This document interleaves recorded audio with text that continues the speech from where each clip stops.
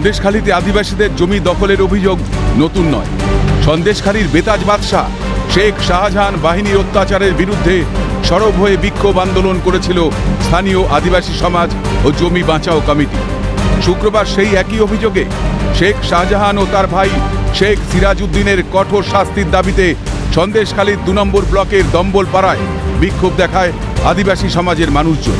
পরবর্তীতে ঘটনাস্থলে পৌঁছে পরিস্থিতি সামাল দেওয়ার চেষ্টা করে পুলিশ।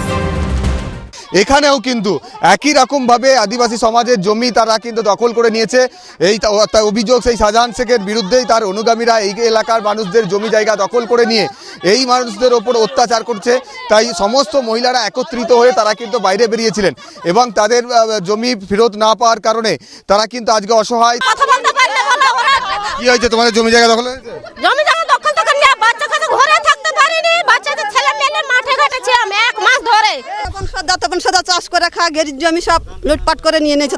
আর কাজ করিয়ে মানে টাকা পয়সা দেয় না, লোকের জব কার্ডের টাকা না। তখন প্রধান গোলা দা ধরে ধরে জব কার্ডের টাকা আমাদের নিয়ে নিয়েছে। বলা যদি টাকা না দিস তোদের এই গোলা কেটে দেবো, মেরে দেবো তোদের এখানে টাকা। তো প্রধান বলছে দা দেখি আমাদের গোলায় দা ধরেছে।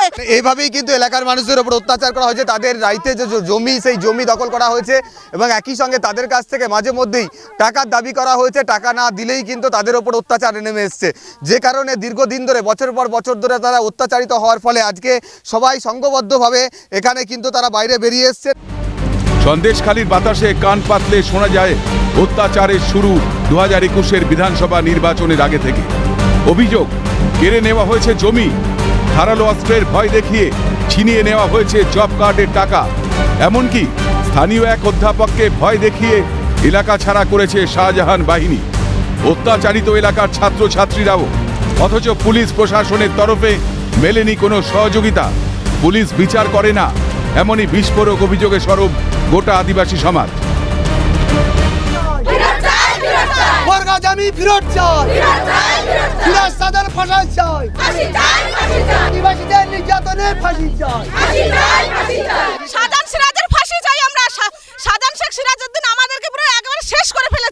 গত বিধানসভায় 21 সালের বিধানসভায় 20শে ফেব্রুয়ারি আমাদের উপরে যা অত্যাচার করেছে, সে যেন একটা দেশ জয় করার জন্য যতগুলো মেশিন পার্ট লাগে তার থেকেও বেশি নিয়ে এসছে। তোমরা গিয়ে থানায় কথা বলো, তোমাদেরকে আমরা সুরক্ষা দেবো। তোমরা থানায় কথা বলো। থানায় নিয়ে যেতে যেতে তাদেরকে গ্রেফতার করা হয়েছে। পুলিশ কোনো আমাদের বিচার করে না। পুলিশ আগের বারেও ছিল, ভালো মানুষদের আমার এই কাকুদের বলেছে চলো গাড়িতে উঠুন, বলে তাদের অ্যারেস্ট করেছে। পুলিশ কি করে? পুলিশ আমাদের ন্যায্য বিচার করে না। এটা প্রফেসর সমন সর্দার, ডক্টর সমন সর্দারের বাড়ি। উনি থাকেন এখন এখানে? ওনাকে তাড়িয়েছে, ওনাকে তাড়িয়ে দিয়েছে। আমার কাকু থাকে না। শাহজাহান শেখ সিরাজ বলেছে, আক্তার মীর, হাবিবুল্লাহ বৈদ্য, শওকত বদ্দি বলেছে সেই শাহজাহান সমন সর্দার কোথায়। আমাদেরকে এখনো জিজ্ঞাসা করে সমন সর্দার কোথায় আছে, আমরা বলি আমরা জানি না। আমার ভাই একজন স্টুডেন্ট, এই যাচ্ছে তার রিসিভ কপি, কেস নাম্বার। আমাকে এখান থেকে মিথ্যে আশ্বাস দিয়ে প্রশাসনের লোক এখান থেকে নিয়ে গেছে, বললে যে আপনাদের নিরাপত্তা দেওয়া হবে। নিরাপত্তার নাম করে যখন ধামাখালি যখন ফেরিঘাট পেরোচ্ছি তখন আমাকে আসামির মতো ব্যবহার করে নিয়ে গিয়ে 7 দিন ওখানে সন্দেশখালী জেলে ছিলাম। তারপরে বসিরহাট জেলেও 4 দিন ছিলাম।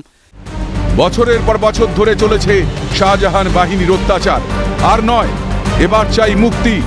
মানুষ বাঁচতে চায়, রাষ্ট্রপতি শাসন জারি করা হোক চাইছে আদিবাসী সমাজ। আমরা কথা বলে পুলিশ বলে জেলে ঢুকিয়ে দেব। আমরা চাই এখানে রাষ্ট্রপতি শাসন জারি হোক। রাষ্ট্রপতি শাসন জারি হোক। রাষ্ট্রপতি শাসন চাই। রাষ্ট্রপতি শাসন চাই। রাষ্ট্রপতি শাসন চাই। সিরাজ শাহজাহান জবাব চাই।